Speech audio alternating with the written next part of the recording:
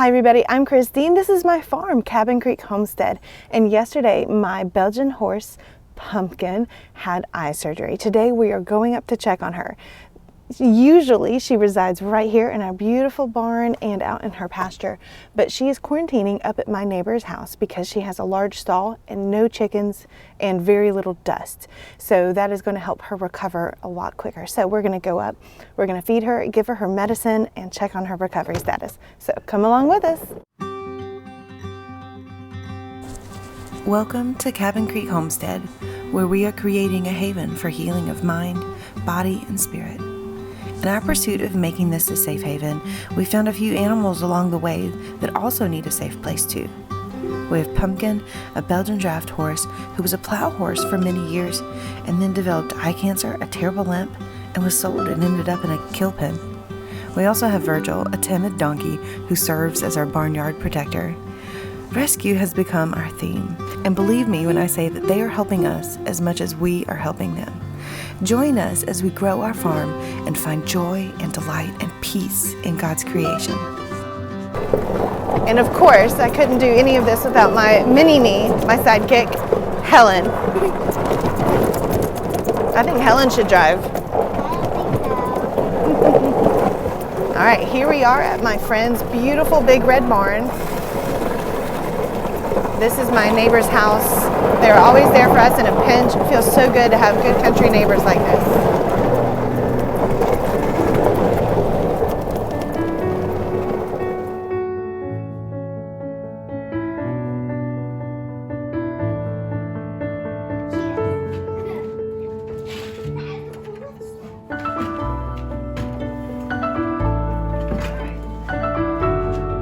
The antibiotics that Pumpkin is on are 18 horse pills. I think that's funny. And they were broken in half and put in her food. And I did talk to her doctor about doing this. If your horse tends to nibble around their pills, you really can't do that. You will have to put it directly in their mouth. But Pumpkin finishes all of her food because she's a hungry girl. This is Banamine. This is a painkiller. She gets this twice a day, and that also can go directly into her food. So that's what I'm going to do now. Hi, Lovey. I know. Were you shocked? You can't really see me on this side, can you, baby? Wow, it's hardly swollen. I'm super impressed. I have some hay soaking for her, and I'm going to go get it. It's her chopped hay. Just putting this in.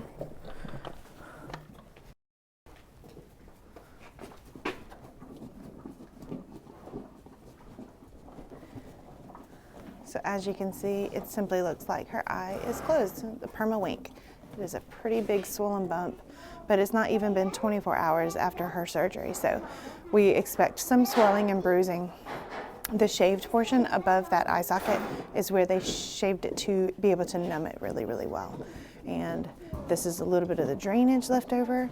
We're gonna clean that up with a sponge and she will be happy.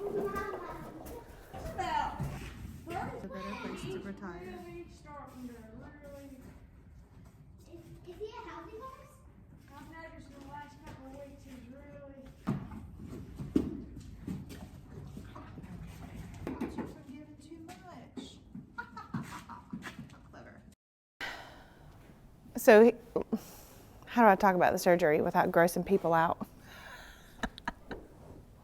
I think it's just going to gross some of you out.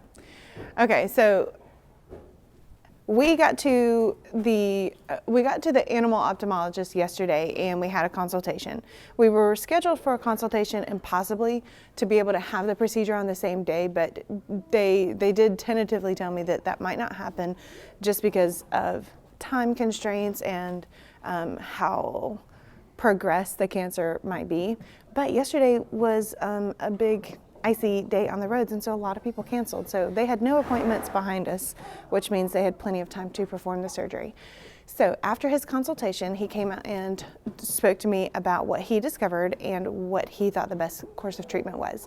So he said that there are 3 places that horses, especially Belgians and Percherons, get squamous cell carcinoma. Squamous, am I saying that right? Horses can get them on their lower eyelid, their third eyelid, or on the eye itself. Hers had started to grow on the eye itself. The very first day that I picked up Pumpkin from the kill pen, I realized that she probably had eye cancer. I had read about this when I was understanding and doing research into Belgian draft horses and knew it was a possibility because of the genetic disposition that Belgians have. So when I wanted to understand more about eye cancer and how fast it would grow and what the procedure would be for removing it, it was really hard for me to find any resources on the internet besides veterinarian articles that had been written for professionals, which for me was hard to understand. So today my goal is to share with you what I do know so that if you are in the same position, you can learn a little bit more about it. Her eye cancer developed really quickly over the course of 3 months.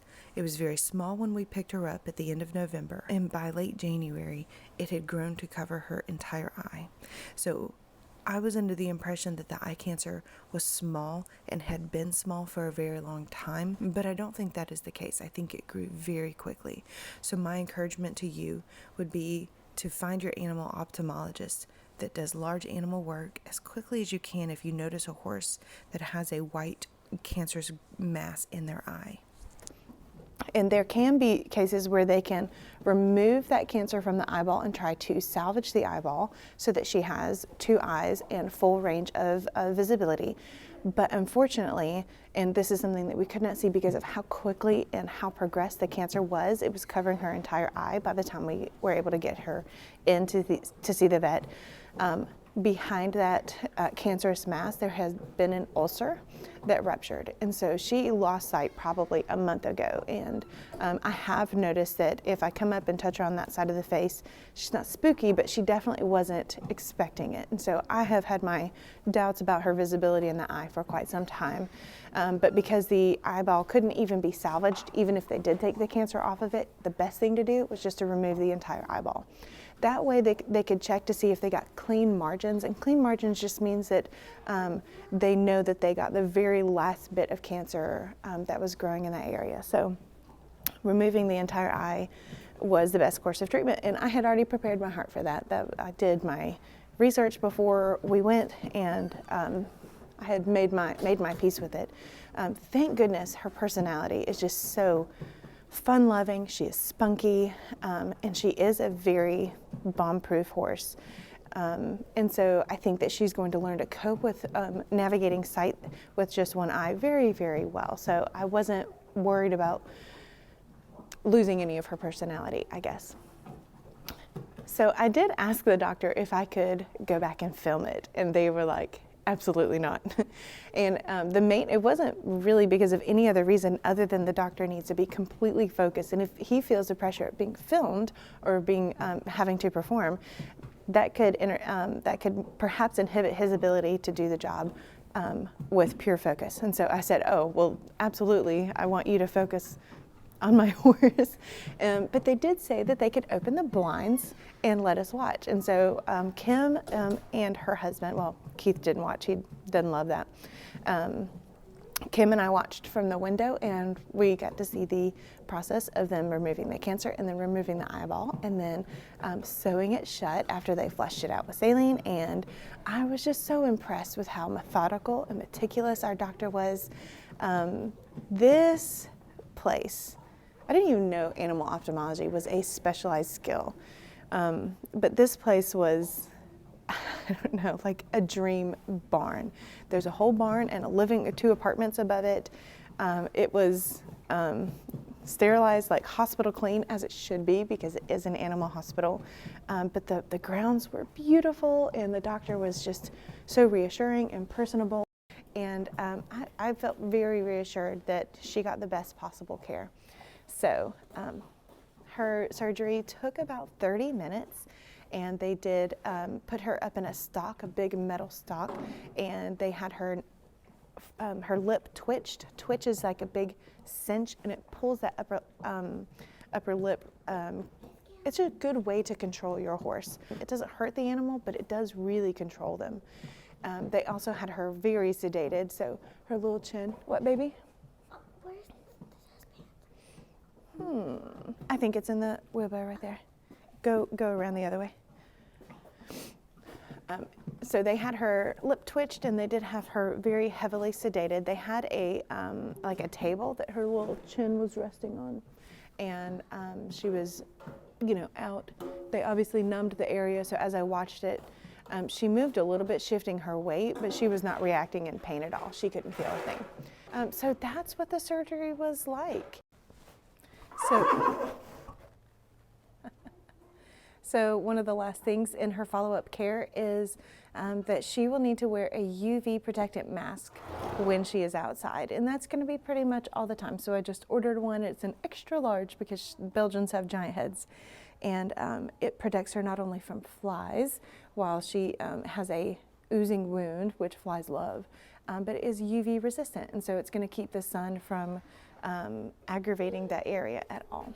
So now I'm just going to give her a nice groom and give her a little rub down and tell her how much I love her. And that's it for today. Thank you for joining us on our journey to rescue this beautiful mare. She worked hard for 13 years, and she deserves medical care while she is in her forever home. So that's what we're doing. I don't know if you know this, but when you subscribe and watch, we become eligible for monetization via YouTube, and that monetization can go towards us helping even more animals and bringing all kinds of therapy aspects to our farm. So if you haven't already, I really ask you to like our videos, subscribe, and watch them when you can, and that is one way that you can contribute to our healing homestead. Thank you guys so much for joining us. We'll see you in the next one. Bye.